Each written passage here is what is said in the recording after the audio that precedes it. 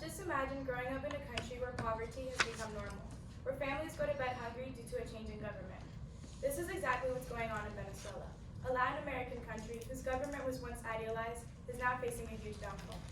Good morning, I'm Dina Luis Cortez. I'm Rodrigo Iribarren. I'm Alvin Abraham. And I'm Brady Johnson. And our research question is, to what extent has the governmental change in Venezuela impacted the daily lives of Venezuelans in the past 30 years?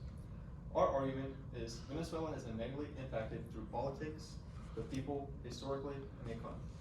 A few potential solutions to this is to abolish the current government for a stronger republic and get a better cabinet for a better, accurate representation of the people. Rodrigo? Thank you, Brady. Before the arrival of the communists in Venezuela, this country was considered one of the richest countries in the world. In the last years, this country faced an economic downfall, and today have one of the poorest economies in the world. This is caused by the change of government. Here is a timeline with the key events of the Venezuela's politics in the last years. The communism arrived to Venezuela in 1998, when Chavez won the election after President Caldera freed him. In the year 2000, he took the control of other powers in the country. And the election after this year were unclear elections. In 2013, Chavez died and Nicolas Maduro took his spot by winning a recognized election by the margin of 1.2%. The opposition denounced fraud and they don't recognize these elections. There started the economic downfall. In 2017, Maduro called for an illegal constituent assembly, and he lost the legal recognition that he had left. In 2019, the last year, the president of the National Assembly, Juan Guaidó, assumed the presidency of Venezuela, following the constitution and challenging Maduro. And there is the start of the presidential crisis. Here are two graphs that I want to show to you guys. The first one from BBC News talks about the inflation in Venezuela in the last year and increase. And we can conclude from this graph that when Maduro was elected in 2013, the inflation increased a lot, reaching 1.3 million %. And the second graph from Jesus Manuel Ares Mujica, who is a master in international relations, talks about the increase of unsafety in every single state of Venezuela in the last years.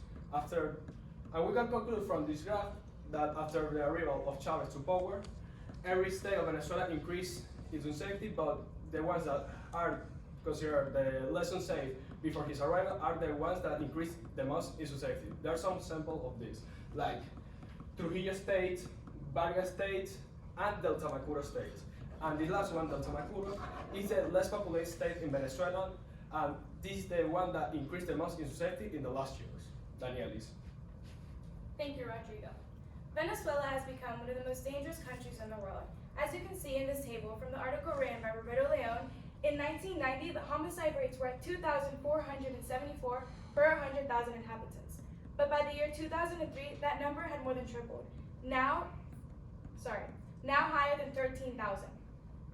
This is a perfect example of how year by year, everything in Venezuela worsens. This not only causes other countries to obtain a negative view on Venezuela, but it also urges the citizens to want to get out and migrate to other places. Feeling unsafe in their own homes isn't something that they should have to deal with. Another problem that Venezuela is dealing with today, is the poverty rates increasing. As you can see in this graph from Caracas Chronicles, in the past 4 years, the poverty rates have risen more than ever. In 2017, the extreme poverty rates were at 61.2. This means that more than half of Venezuela's population is dealing with money issues. In this visual, it's a vivid representation of the violence that this all has created. Not only has the citizens turned against each other, but their own government, causing social chaos. Social division has occurred due to the fact that these citizens' rights are being stripped away. Brady. Thank you. One major problem that Venezuelans are faced with is our lack of representation. According to the constitutional history of Venezuela, the constituent assembly's other immediate actions consist of dissolving both the Senate, the Chamber of Representatives of the National Congress, as legislative assemblies of the states, and suspending municipal elections. This not only shows that Venezuelans have a lack of representation, but almost no representation. This provoked public outrage in the year 1999 and was taken to the Supreme Court. The Supreme Court ended up ruling in favor of the Constituent Assembly. Ironically, the Constituent Assembly used its power to suspend and replace multiple judges on the Supreme Court to take control power over the government. Another major issue Venezuelans are faced with is poor leadership. According to Golf Colvin, Maduro blames foreign threats, the US, and bourgeoisie for Venezuela's troubles. Like most dictators, Maduro is doubling down rather than unshackling the forces that could stop the disaster. Maduro took power in year 2013, and just the following year, the number of people living under the poverty line nearly doubled, and nearly doubled again the following year after that. In years 2016 and 2017, people living under the poverty line is above 80%.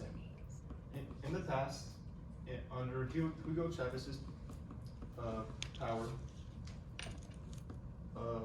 who's considered a bad leader himself, the poverty rates are still high, but not near 80%. This is a direct reflection on the bad leadership that Maduro has brought to the country. Alvin? Thank you, Brady. The economy in Venezuela can be simplified into a statement and a graph by The Economist. The Economist states, like the Venezuelan government spends like Father Christmas after too much eggnog, subsidizing everything from rural homes to rice. It cannot pay its bills, especially since the oil price collapsed, so it prints money.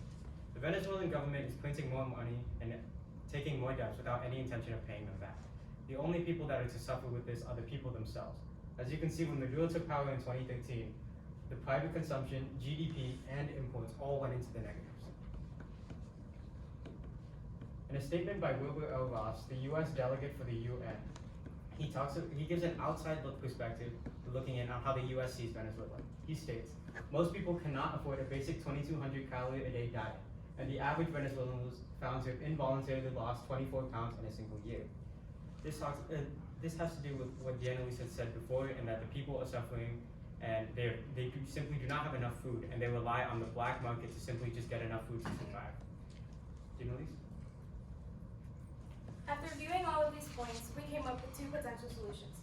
First, abolishing the current government for a stronger republic. And second, having a better cabinet for a more accurate representation of the people. But unfortunately, these solutions do have limitations. Abolishing the current government could further plunge their economy, and people have no power in the current government to even establish a better cabinet. Thank you.